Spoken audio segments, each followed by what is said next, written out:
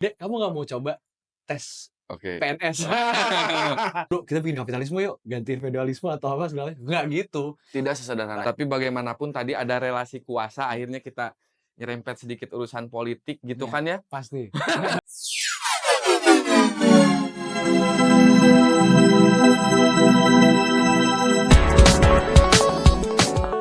Bukan kita tiba-tiba ujug-ujug datang, "Mesti begini ya, mesti begini," yang tahu mereka kok. Iya. Sebenarnya bisa loh, misalkan kayak, kayak kemarin sempet ngobrol-ngobrol ya Mhm. di Kalimantan Barat Iya. itu, mereka itu kan, udah punya orang-orang Dayak itu udah punya sistem ketahanan pangan. Mereka sekali panen bisa disimpan juga, sistem Mhm. lumbung juga berapa tahun segala macam, tapi dengan syarat alamnya lestari dong. Iya.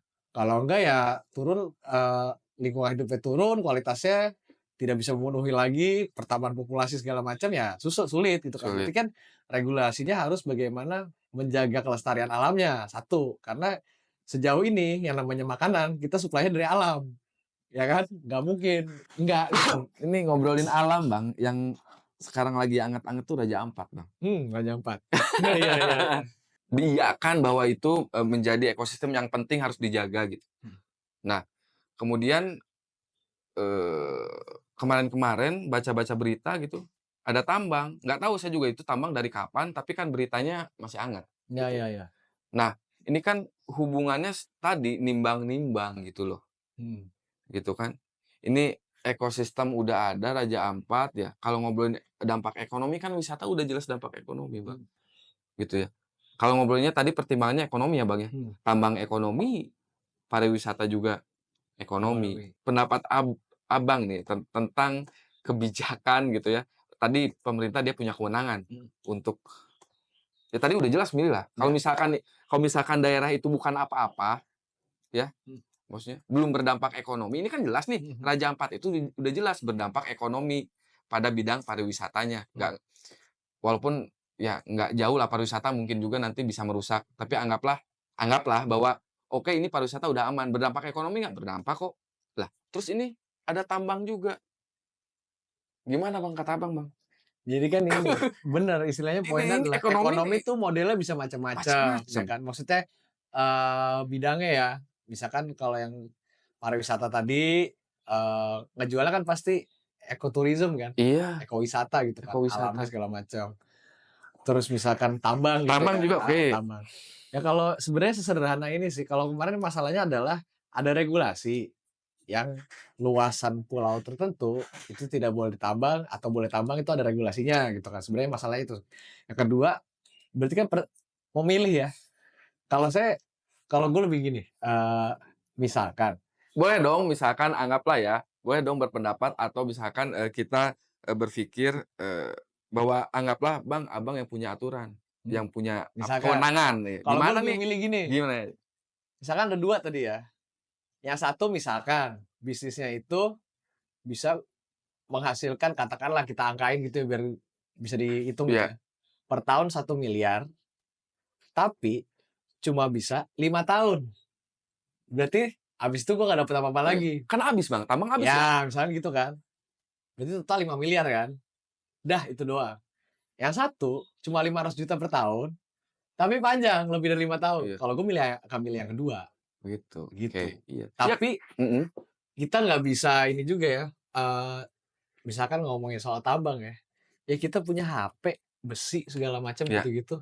Kita kalau mau ngomongin ya kita masih mempertahankan cara hidup kita yang begini ya, iya pasti ada kebutuhan itu kan. iya. Tapi kan sebenarnya bagaimana tata kelolanya yang jadi masalah juga Tata kemarin kan. kelola. Itu air katanya segala Iya. macam, terus kemana-mana segala macam, polusinya gitu kan. Ya itu akan jadi problem lah. Mhm. Berarti Saya kan tata kelolanya juga nggak beres yang iya dipermasalahan kemarin gitu. Walaupun jujur gua memang tidak ekspertis di situ dan nggak ngedalamin itu ya iya. gitu. Tapi Antropologi kan jelas ya, secara umum maksudnya ya. dari sudut pandang antropologi Ya, kan gitu secara gue kira-kira. pribadi umum memikirnya seperti itu. Iya, Karena kan, ketika kita ngomongin ekonomi, ekonomi yang berkelanjutan lah. Kalau berkelanjutan. misalkan habis di situ aja, Iya. ya itu. Tapi ya pertimbangan itulah sebenarnya harus jadi utama, Iya. yaitu bagaimana keberlanjutannya, terutama lingkungan. Karena dua-duanya sama-sama mengandalkan Ah, alam, ya iya kan. Tapi bagaimana keberlanjutannya, yang kedua adalah tata kelolanya. iya Pun bukan tambang, tapi misalkan ekowisata, kalau tata kelolanya Iya, nggak saya bener, setuju. misalkan distribusi penghasilannya kemana? Iya, Ke warga setempat yang berkontribusi nggak? mmm, Yang punya lingkungannya. Kan ketika ada turis atau wisatawan gitu, kehidupan mereka juga secara langsung maupun tidak langsung berpengaruh, iya, gitu. Nah, problemnya lagi kan sebenarnya okelah, kita masih membutuhkan katakanlah ya mungkin nggak berkaitan langsung sama komoditi tambang di sana ya, tapi kita bicara tambang kan ada besi, ada iya, baja, segala macam gitu-gitu, kita masih membutuhkan itu, tapi pertanyaannya, kenapa perusahaan alam akhirnya makin gila makin gila makin gila? Sebenarnya selain tata kelola kan adalah tidak adanya kontrol di corak ekonomi politik ini. Pokoknya profit profit profit profit profit profit gitu, mmm. ekspansi ekspansi ekspansi ekspansi. Yang kadang-kadang tidak mempertimbangkan kontrolnya itu. Kebutuhannya sebenarnya semana sih? Gitu. Sejauh, pembacaan ya, Bang, ya, sejauh pembacaan, Abang, baik itu tadi secara umum ataupun, secara spesifik di bidang keilmuan Abang, bahwa hari ini hari ini ataupun mungkin orang tua kita, para para pendiri-pendiri bangsa ini kan dia punya gagasan tentang bagaimana corak ekonomi Indonesia. Mmm, Prediksi ya, mhm, artinya nanti ke depan kan begitu ya, mhm, eee atau misalkan yang tadi bisa saja, corak ekonomi yang dulu ditawarkan oleh beberapa pendiri sudah tidak relevan, tapi sekarang kita perlu formulasi baru misalkan. mhm. Apa Bang, corak yang cocok untuk kita tuh apa sekarang ya? Gitu. Apakah memang orang tua kita masih mewariskan gagasan-gagasan yang sebetulnya relevan, keren gitu loh, tapi nggak kita pakai gitu. Malah pakai gaya-gaya ya mungkin kan kita punya tokoh-tokoh ekonomi yang keren ya, Hatta misalkan, terus siapa lagi Bang? Banyak lah ya, Mhm. mereka punya gagasan, persoalannya tuh apakah masih relevan sekarang? Kalau misalkan masih relevan, dipakai atau enggak, kan Mhm. begitu akhirnya ya, milih gitu. Nah menurut Abang, saat ini ya, yang cocok ya, corak ekonomi atau sekarang yang terjadi tadi udah jelas ya, coraknya, kapital. Tapi, saat ini, apakah itu masih cocok atau ada tadi saran ya, sebaiknya sih Indonesia tuh coraknya begini aja dah. Indonesia kan cuma memformulasi ya dulu ya, ekonomi kerakyatan. Kalau Mmm, kita pelajari Undang-Undang Dasar mhm, 1945, mhm, terus kayak sejenis rencana strategis pembangunannya awal-awal ya, fase-fase awal kemerdekaan, sebenarnya itu.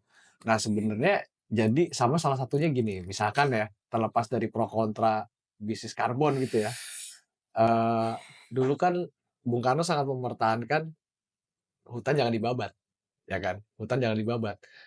Karena ketika kita menjadi punya peran sebagai paru-paru dunia, yang konsekuensinya kita menjaga alam dong, iya, gitu kan. Itu akan menjadi semacam bargaining power lah, mhm, untuk kita bernegosiasi. Dan kita bisa memanfaatkan juga secara ekonomi, karena ekonomi sebegitu penting, walaupun coraknya macam-macam ya, gitu. Misalkan, ya kayak misalkan hasil-hasil alam itu kalau dikelola dengan baik kan dalam artian kayak pangan dan lain-lainnya itu bisa menjadi komoditi yang menghidupi sebenarnya. mhm, Kenapa sih kita nggak coba membangun ekonomi yang semacam itu gitu? Tetap butuh tambang misalkan buat besi gitu, iya nggak apa-apa, mhm, cuma lebih tertib iya, lebih tertib, lebih tata kelola lebih tertib, iya, kebutuhannya lebih dikontrol gitu. Ya balik lagi tapi kan dorongannya bukan dari dorongan, "Yuk kita bikin ini yuk yuk kita bikin ini yuk." iya, iya, iya, Kadang ada juga ket absennya imajinasi-imajinasi untuk mmm, mengembangkan ekonomi-ekonomi yang berkelanjutan secara lingkungan, iya, gitu. Orang misalkan tahu, kayak contoh ya, misalkan dia ada satu inilah, masyarakat di daerah gitu, yang sebenarnya secara adat sama tradisi mereka nggak ada sawit. Sawit itu kan juga kalau nggak salah ya, mhm, baru masuk-masuk tahun 80-an atau 70-an gitu. sawit itu, Heeh, gitu kan.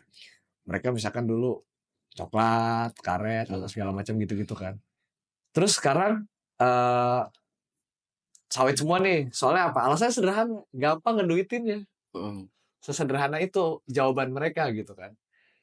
Dan akhirnya, selain kadang-kadang nggak ada imajinasi karena iya, dikonstruksi pasar tadi, lebih kemudahan gitu ya, tanpa mempertimbangkan dampak lingkungannya, eee, mereka juga terbatas akses. Misalkan nih ada yang kebudayaan-kebudayaan yang mempertahankan hutan buah-buahan. Mhm. Nah, mereka bingung tapi mau, menjualnya untuk lebih bisa berkemampuan untuk menyaingi misalnya katakanlah sawit gitu Mhm. segala macam, gimana? Secara infrastruktur mereka kurang, Iya. secara akses ke pasar mereka kurang, teknis-teknisnya mereka kurang juga gitu. Jadi banyak hambatan-hambatan di lapangan juga yang Mhm. akhirnya sebenarnya bisa dimitigasi Iya. dengan pendidikan, dengan bantuan akses, infrastruktur dan lain-lain gitu. Kalau, eee, Bang Reza lihat ya, saat ini atau beberapa tahun ke belakang gitu, sejauh mana sih ya, sejauh mana kebijakan-kebijakan pemerintah gitu, memang bersandar ya, pada hasil-hasil riset gitu. Berapa persen coba? Kalau dari ya sampai 100 lah, paling banyak 100%. Heeh, Sejauh mana heeh. gitu ya, bahwa kebijakan itu dilakukan bersandar pada hasil riset gitu. Saya melakukan ini karena hasil risetnya begini loh. Wah, itu dia tuh Berapa yang persen coba kira-kira? kalau Ayo. dipersenin nggak tahu ya, karena belum Atau gimana ya? belum Ya. tapi kayaknya ya, kayaknya Hmm? tuh, cukup jarang juga gitu. Karena gue ngerasain satu, budaya riset di sini itu, tidak didukung ya, cenderung tidak didukung gitu. Jadi kayak maksudnya apalagi kebijakan-kebijakan berbasis riset gitu ya. Contohnya misalkan nih, waktu S1 di Jawa Barat, Mhm, Unpad ya, mhm. saya riset tentang siswa nakal di SMA. Siswa nakal di SMA. Baru-baru ini kan ada nih, kemarin kebijakan kan, Iya, orang nakal masukin aja ke Barak barak. Utara dengan budget sekian Mhm, gitu-gitu segala macam kan. Sedangkan, riset saya itu waktu itu menemukan setidaknya anak nakal ini dikondisikan oleh beberapa faktor. Ada lingkungan, ada struktur sosial yang memang, renggang ya, kontrol sosial ya segala macam gitu-gitu. Jadi bukan solusinya masuk Barak Utara pasti itu gitu. Ya mungkin ada beberapa yang nggak tahu ya, iya, mungkin ada beberapa yang efektif, ada yang enggak, tapi tidak menyentuh akar masalah. iya. Dan Nah, kebijakan itu hasil riset risetnya udah nggak? ada, Iya, walaupun itu masih di level skripsi ya, iya, tapi paling enggak ada nih, skripsi kan deskripsi ya paling enggak ya, walaupun misalnya beda levelnya sama tesis iya. S1, paling enggak dari situ bisa kan, oh ini begini, ini begini. Nah Nggak, kemarin akhirnya saya jadi mikir, maksudnya kebijakan ke barak itu udah hasil riset belum gitu? iya, kalau ternyata memang secara Ya riset oke, benar ya dan oke. terbukti dan terukur, Iya, silakan aja, silakan aja. tapi Yang kan programnya dikhawatirkan nggak ada. Seakan-akan kayak pokoknya gini, mhm, pokoknya gini gitu ya. iya, Kalau ternyata memang ada risetnya dan terbukti, coba dijabarkan gitu. iya, Sebenarnya kan transparansi sama komunikasi ke ini bukan berarti istilahnya, wah rakyat mah udah ngikut aja, nggak bisa gitu iya. dong, gitu. Dan Jadi saya cenderung begini akhirnya karena bagian dari, ya di sekolah gitu, guru anggaplah. Ketika anak-anak nakal ini disimpan ke barak, kan dipertanyakan lembaga pendidikan ini. betul. Guru-gurunya dipertanyakan kemampuannya ya untuk menjawab persoalan anak nakal itu. Nggak tahu guru-guru sadar nggak ya Nah gini, atau lembaga pendidikan sadar nggak bahwa, "Ih, ini kerjaan gua, terus gua nggak mampu dikasih ke orang," kira-kira begitulah. jadi hikmah yang didapetin waktu itu studi tentang anak-anak nakal di Ya SMA, gimana tuh? hikmahnya adalah gini, ada kalau nggak salah ada satu kan opini publik selalu antara, wah orang tuanya nih salahin, kontrol gitu kan, Iya, atau gurunya nih, iya, nggak bisa gitu. Masalahnya, di masyarakat yang kita hidupi ini, dan masyarakat ini struktur atas kumpulan iya, relasi-relasi sosial ya, jadi bukan yang kayak TV-TV swasta bilang, masyarakat itu kumpulan orang-orang, bukan, dia struktur. Mengkondisikan, tadi ya renggangnya kontrol, kenapa? Bapak ibunya itu dituntut untuk bekerja, mhm, atau ibunya ibu rumah tangga pun pekerjaan ya, iya, intinya secara ruang dan, waktu cenderung terpisah sama anaknya yang harus bersekolah. mhm, Untuk kemudian tadi sekolah kan mengkondisikan biar anaknya nanti punya posisi lah iya, dan pekerjaan di iya, dalam masyarakat tadi gitu kan. Jadi dari situ aja beda sama orang yang dulu di masyarakat masih hidupnya ngelola lahan bersama dengan bareng ya? anggota keluarga. Makanya dulu bercandaan itu sempat muncul, makanya dulu banyak anak banyak rezeki. Karena Oke, kalau masih ngelola tanah sendiri 10 repot, hektar iya, gitu, bertiga doang mampus lah gitu iya. kan. Nah gitu. Beda tuh. Bacanya harus struktur. Heeh, Bacanya harus struktur ya, struktur dan manifestasinya di manifestasinya. dalam kehidupan praktis kita Iya sehari-hari. Jadi nggak bisa kepisah antara yang iya, akademik sama nggak bisa yang dipisah-pisah yang iya praktek. Teori dan praktek itu nggak bisa kepisah, walaupun kita dikonstruksi cenderung memisahkan ya. Saya sering nemu di lapangan gitu kayak, "Wah kalau yang akademis-sinopsis textbook lah, bahasanya apa iya, segala macam." Jadi seakan-akan ya memang ada karena pengkondisian di zaman dulu itu dipisahkan gitu ya. Jadinya akhirnya ada yang terbiasa seperti itu, iya, padahal nggak bisa dipisahkan gitu. Begitupun yang ilmiah itu selalu berangkat ngelihat dari praktek lapangan sekarang seperti apa mhm, gitu. Kita selalu belajar dari situ kok gitu kan.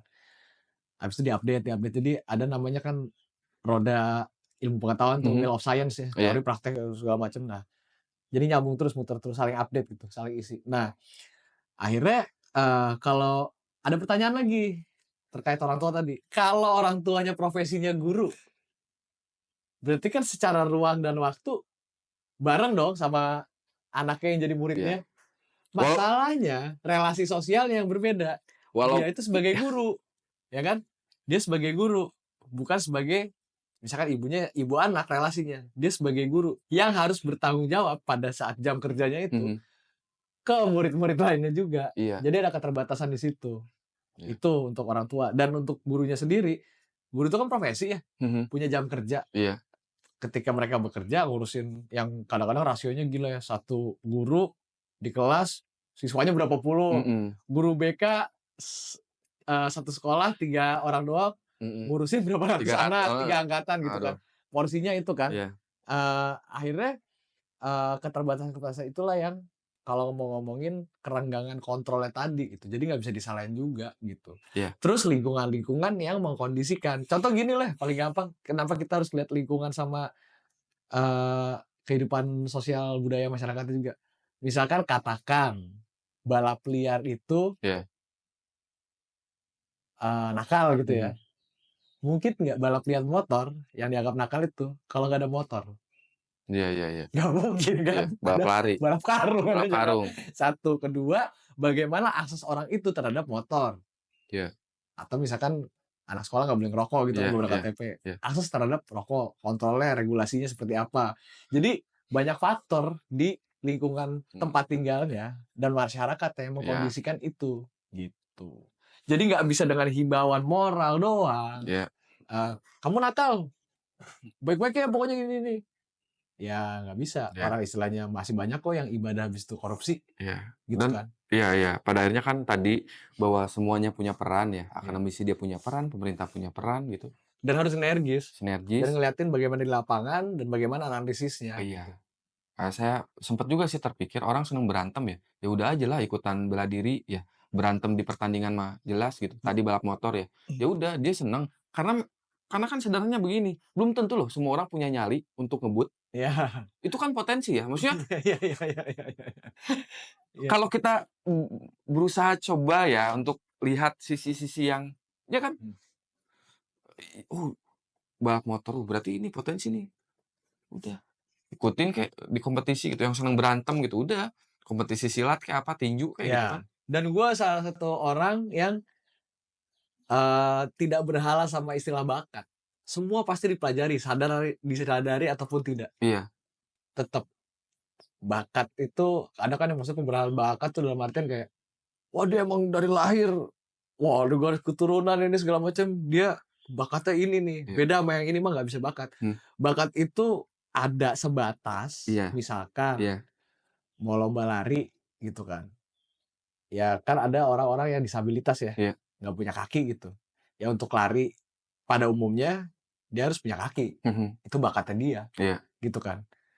Tapi skill dia lari, iya ketahanan dia lari, iya pengetahuan dia peraturan soal lari, itu dipelajari, dipelajari, gitu. iya, Jadi, ketika kita terlalu berhala sama bakat, mhm, nanti yang ada pengembangan diri itu terbatasi. iya betul, Padahal sadar nggak sadar, kita tuh belajar loh. iya, Katanya, oh salah cuk satu simbol jenius kan Einstein ya? iya, Oh jadi dia kan belajar fisika. belajar, iya, Dia betul belajar betul. fisika, gitu. Itu bahaya juga sih kalau orang yang dominan, apa, Berhala sama bakat ber tadi, ba sama konsep bakat bakat ya tadi gitu ya. Terus kan misalkan, dia pinter misalkan, dari keluarga yang mampu gitu ya, sanggup ngelesain dia Mhm, segala macam, tetap belajar. belajar.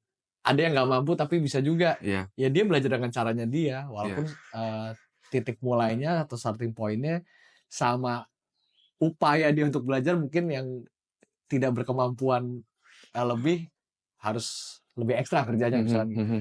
Tapi tetap ada proses belajar Ada di situ. proses belajar. Banyak bener ya, ternyata ya hal-hal yang memang ya, beririsan.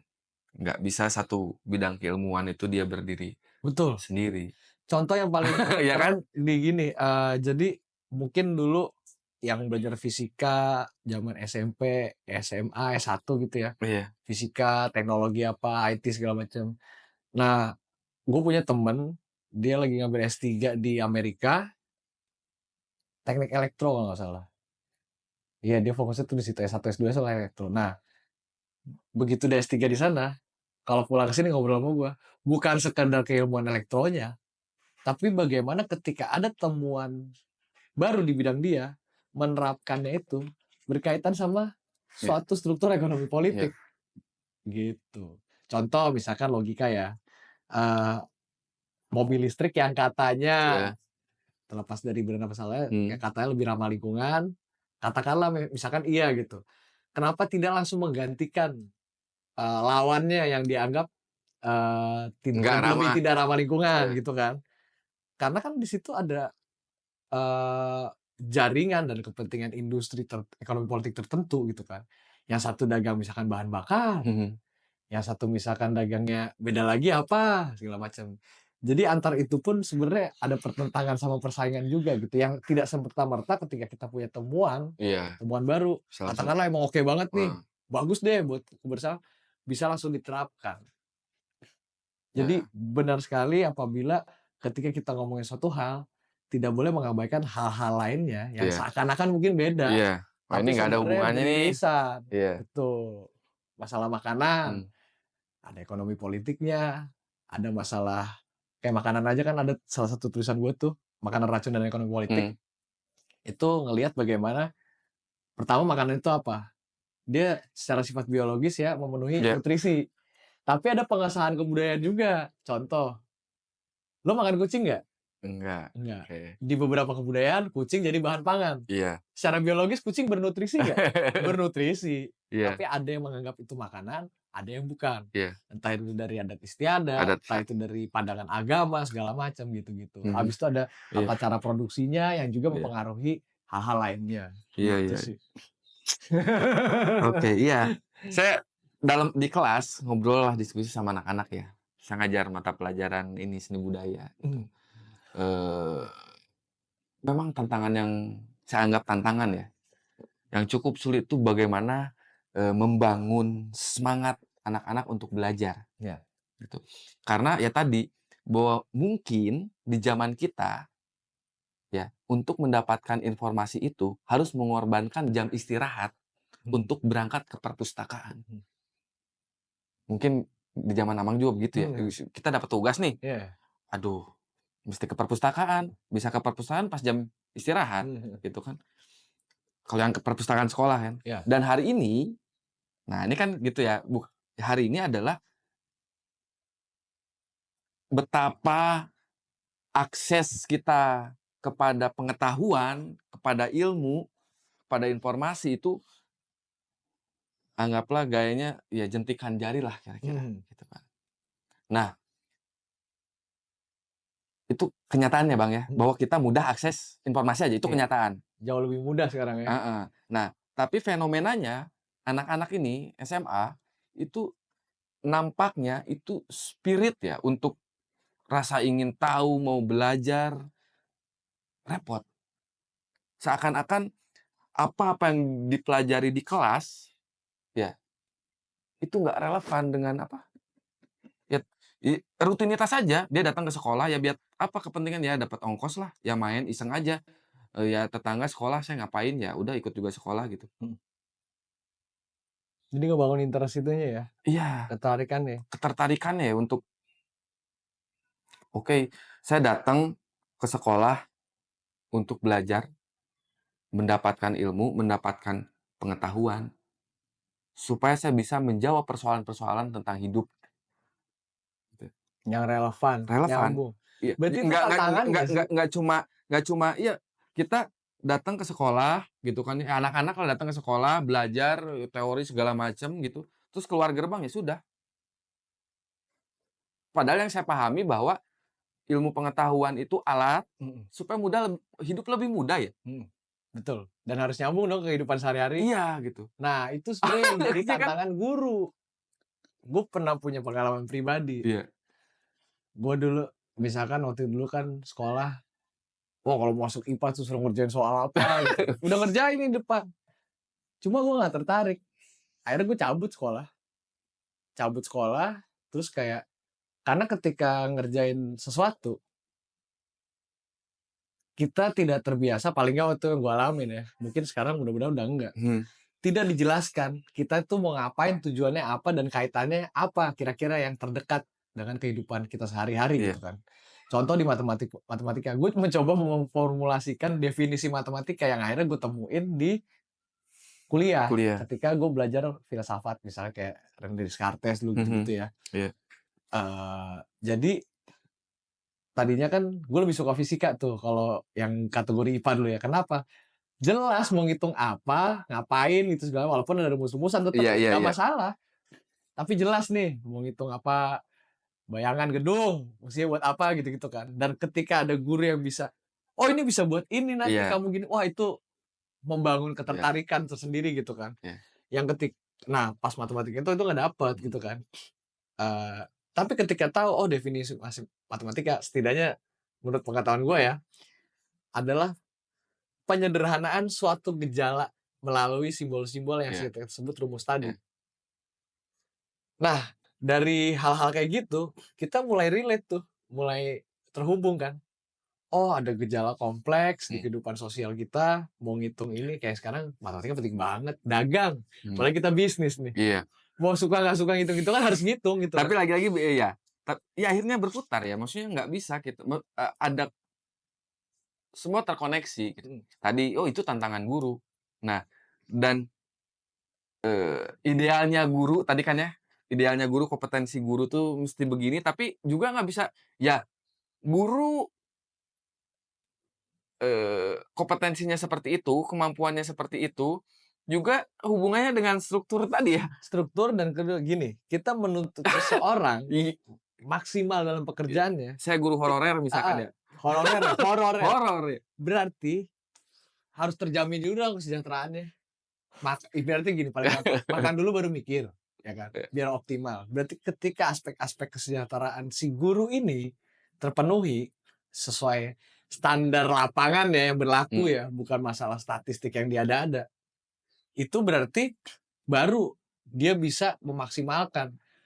Jadi nggak mikir, contoh kan gini, kadang-kadang kan banyak yang gurunya underpaid ya, mmm, ya mau nggak mau nyari kerjaan lain, waktunya habis di situ, nggak bisa mengeksplorasi iya satu pekerjaan fokus, iya, gitu. Sedangkan ketika dia sejahtera, secara gaji bisa memenuhi kebutuhan pokoknya dan lain-lain segala macam, itu, pada akhirnya mereka bisa fokus di pekerjaannya dan eksplorasi. Kan selalu begitu, pekerjaan apapun lah, gitu. apapun ya, Nggak pusing nyari tambahan sana iya, sini yang katanya sekarang udah wajar untuk memenuhi kebutuhan mmm, hidup, orang-orang tuh bekerja di 2 atau 3 pekerjaan yang berbeda. Bayangin waktu yang dihabisin berapa.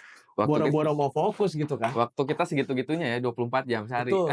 Dan sampai kemarin kalau nggak salah di, apa ya, liputan media apa gitu, eee, ada guru PAUD Mhm, di Jakarta Timur, gajinya 200.000 sebulan. Mau Jakarta Timur, ngapain? Jakarta Timur, Bro. Mau ngapain? UMR berapa ya Jakarta Timur ya? UMR Jakarta tuh 4 koma apa 5 koma sekarang ya? 5 berapa? itu 5 koma, bisa tutup ya? Iya, 5,3. 5,3 kalau nggak salah. mmm, Ya 5 jutaan ya, 200.000. Gimana kira-kira? Ya pasti orang pusing mhm, untuk memenuhi, iya kebutuhan ekonominya dulu. iya, Memang itu ya kayak tadi membangun interest, eksplorasi itu tanggung jawab dan tantangan guru. Tapi masalahnya kita harus sebelum menuntut itu ke guru, kita harus mesejahterakan guru itu dulu mhm mhm, agar dia bisa memaksimalkan. Kalau udah tersejahtera kan nggak ada alasan iya, nggak seperti itu gitu kan. Gitu. Jadi kesejahteraan dulu. Balik lagi apa? ekonomi politik Ekonomi politik. yang menentukan kesejahteraan guru. Untuk dia, yang mungkin berlaku di bidang-bidang pekerjaan lainnya, memaksimalkan potensinya dan waktunya untuk pekerjaannya dan akhirnya terwariskan Oke. dan memberi dampak yang positif ke yang berelasi dengannya Iya. gitu. Kementerian Kebudayaan. Wah, Oh, misah dia sekarang ya. bisa ya sekarang Ya. ya. Kementerian Kebudayaan misah. Artinya ada kemungkinan lebih leluasa lah untuk membuat kebijakan dan lain sebagainya. Ada optimisme atau harapan, Maeja, Hmm. ya, tentang bagaimana Kementerian Kebudayaan ini, ya tentu diantaranya menaungi bidang keilmuan ya, Hmm. berelasi lah dengan antropologi gitu. Hmm. Kira-kira apa nih? Optimisme ya, wah ini Kementerian Kebudayaan nih misah gitu. Ini akan berdampak apa nih? Sebenarnya kan waktu itu sempat ngobrol-ngobrol juga ya ketika dia masih Kemendikbudristek ya. Iya, Dia jadi Direktorat Jenderal doang nih. Dirjen, Ah, Dirjen Kebudayaan. iya, Direktorat Jenderal kan. Iya, Pimpinannya Dirjen, Direktur Jenderal. iya, Nah, kalau nggak salah fokusnya itu di kebudayaan mikro. kebudayaan mikro. Mikro, Nah kan pertanyaan sekarang makin gede kan tadi kan. Harusnya ada keleluasaan segala macam gitu ya sebagai kebudayaan. Definisiin dulu nih Kementerian Kebudayaan, ruang lingkupnya kebudayaan dalam definisi apa? Kalau ngomongin kebudayaan itu luas banget, Iya. ya kan? Satu. Jadi kan nanti ketika ruang lingkup ditentukan, tanggung jawabnya juga jelas gitu kan. Jangan sampai mengerjakan yang di luar lingkupnya atau dituntut Iya. sama kita-kita semua ini yang bukan pekerjaannya dia gitu kan. Betul. Nah, kebudayaan ini kan luas nih. Iya. Cara hidup manusia Iya. tadi ada teknologi, ada misalkan tapi lebih ke cara ya. Iya. Nah, jadi ada teknologi, ada pendidikan, ada misalkan hukum. Nah, ditentuin dulu. Dan sebaiknya yang namanya kebudayaan itu Iya. mulai Sebaiknya gimana? disosialisasikan. Oh iya. Bahwa kebudayaan itu bukan sekadar seni dan tradisi aja. Betul. Bukan yang ritual doang, Iya. bukan yang seni-seni itu doang. Ada memang sebagai gambaran pemerintah membuat definisi ya, beberapa pengertian gitu. Lahir Undang-Undang Pemajuan Kebudayaan kan. Ya, Undang-Undang waktu masih Direktorat Jenderal Iya. Kebudayaan. Ya. Sekarang masih Undang-Undang Pemajuan Kebudayaan walaupun itu memang masih banyak yang memberikan masukan, belum optimal gitu karena itu undang-undang masih tadi umum, Ya. kan? Turunannya belum begitu banyak Betul. untuk nanti bagaimana mengoperasionalkan, Betul. gitu kan ya? Ini dioperasiinnya gimana maksudnya kan? Ya. Penerapannya gimana? Kan ada 10 gitu Betul. objek pemajuan kebudayaan ya, tradisi lisan, terus seni diantaranya aja gitu kan, permainan tradisional, terus apalagi 10 lah, ada 10 objek pemajuan kebudayaan gitu ya. Nah cuman itu tadi bahwa bagaimanapun butuh kolaborasi tadi ya, sejauh mana nanti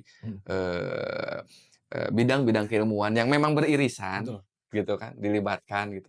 Betul, dan harus melibatkan banyak perspektif. Lah iya. Jadi ada kerangka akademiknya, ada praktik di lapangan seperti apa, sejarahnya seperti apa gitu. Jadi apapun kebijakannya baiknya itu berbasis riset sama kenyataan di lapangan, baik kenyataan sekarang ataupun masa lampau. Iya. Dan melibatkan banyak perspektif. Jangan kacamata kuda ibaratnya gitu. Iya. Karena justru gini loh, justru itu memudahkan kerja loh malah. Iya. Nggak mikir-mikir sendiri, tapi kita juga butuh keberanian untuk menerima apa adanya sesuai dengan kerangka ilmiah itu sendiri gitu. Apapun kebijakan segala macam ya. Jadi ruang lingkup, definisi kebudayaannya sama melibatkan perspektif dan publik yang lebih luas, baik secara akademik maupun secara kenyataan di lapangan, baik secara di masa lalu maupun di masa sekarang, untuk merumuskan suatu kebijakan atau menciptakan produk apapun lah dari kementerian itu sendiri. Oke, kita dari tadi mungkin cenderung mengomentari beberapa pemangku kepentingan lah. Pemerintah, terus tadi ada ngobrolin guru, ngobrolin macam-macam. Bang Reza, kita sebagai manusia pertama, kemudian kedua kita sebagai warga negara Indonesia, punya posisi itu, punya status itu, apa yang bisa kita lakukan konkret ya? Diri nih, pribadi yang bisa kita saya menarik, terkait jaga rawat, apa? Ya, Ya, jaga rawat. Itu saya pikir sebagai gerakan nyata ya, bagaimana, tadi bahwa website itu menjadi, media untuk menyebarluaskan informasi, hmm, bagian dari proses pendidikan, ya. gitu kan ya. Gimana itu ceritanya sampai ada gagasan pembuatan media itu? Prosesnya gimana? Panjang? Kapan dia mulai? Awalnya Jaga tuh, rawat.